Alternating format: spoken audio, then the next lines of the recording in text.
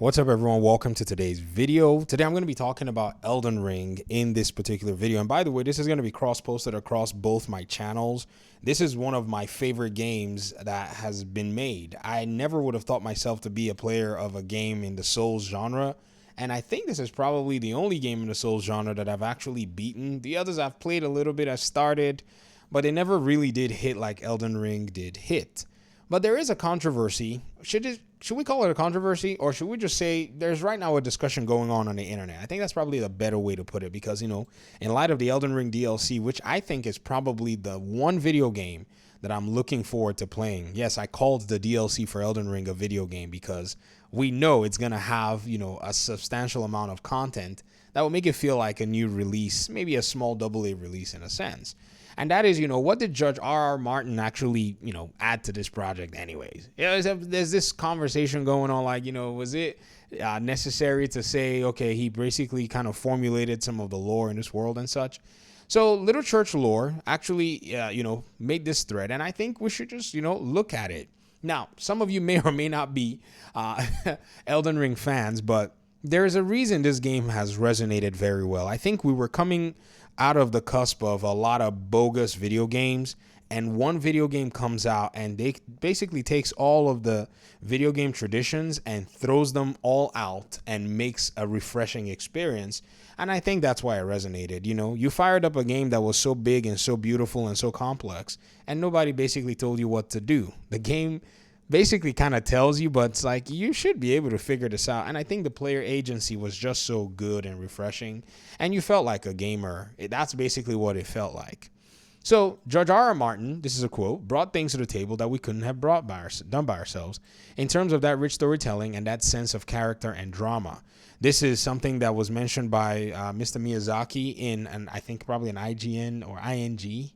I don't know what this ING means. Is this like a title? I don't know. Please help me, somebody.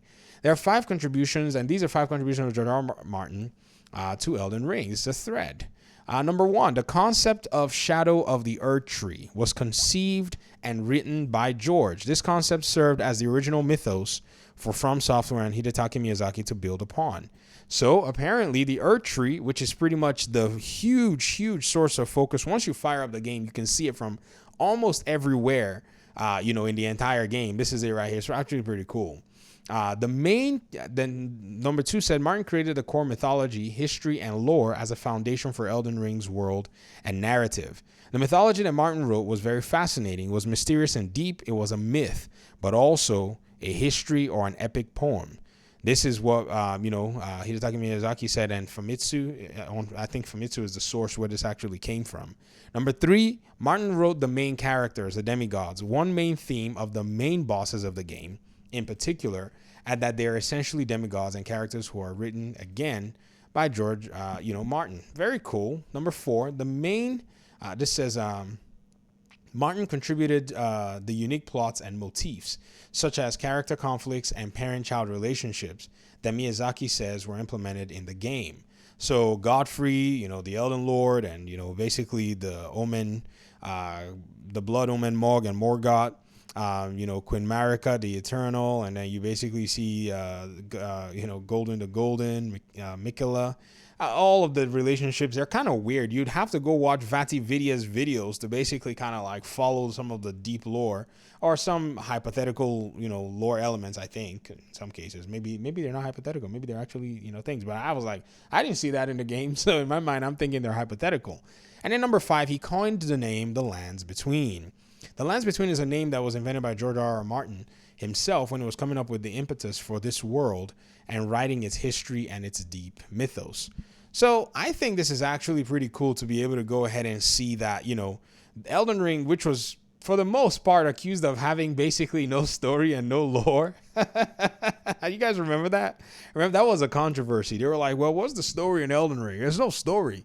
There actually was. There genuinely was. I think for the most part, a lot of people basically kind of wanted to just cover their ears. And the game was kind of abrasive to what people had basically sat down to understand as video games.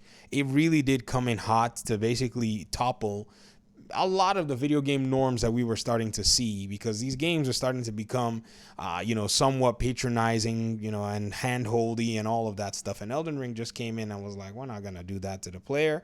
And they provided a world that basically told a story. And seeing how this world that told a story was crafted by somebody who is a respected storyteller really does bring things to a whole new conversation and a whole new level. And yes, I don't have Elden Ring, footage on this computer because I think I moved it. I'm sorry. Hey, you get Hogwarts Legacy. It's, dragons and stuff. Thanks so much for watching. Appreciate you guys this time and audience, and hopefully we'll talk pretty soon in another one. Let me hear your thoughts in the comment section. Peace out.